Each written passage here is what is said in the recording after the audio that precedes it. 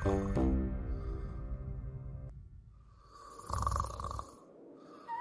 বেটকি, দেখছিস আমাদের রাস্তায় মানুষ এসেছে?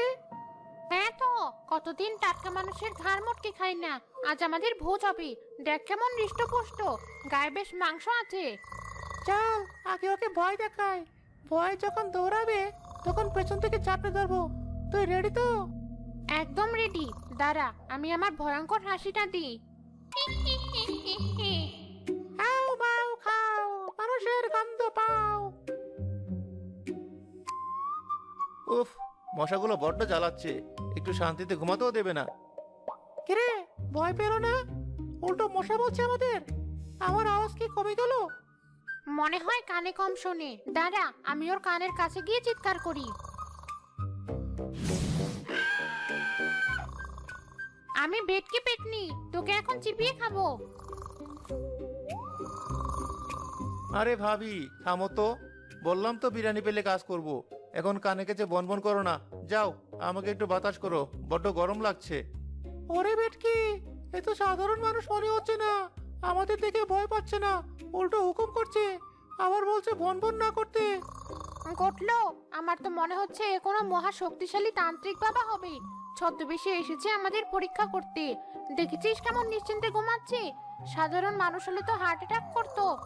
ঠিক বলেছিস। যান্ত্রিকরা রেখে গেলে কিন্তু আমাদের বোতলে করে ফেলবে। কি করবি এখন? ও তো বাতাস করতে বললো। বিপদ বাড়িয়ে লাভ নেই, চল বাতাস করি। বাবা খুশি হলে হয়তো আমাদের ছেড়ে দেবে।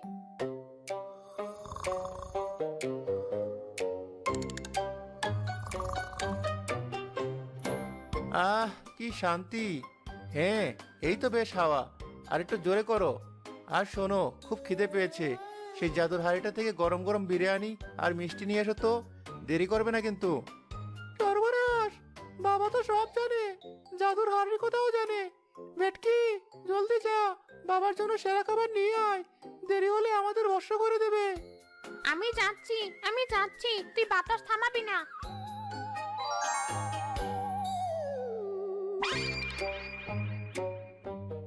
বাবা, খাবার এনেছি, দয়া করে উঠে আহার করুন। বাপরে, কি সুন্দর গন্ধ। তোমরা সত্যি কাজের লোক। তোমরা খুব ভালো। দাও দাও, এদিকে দাও।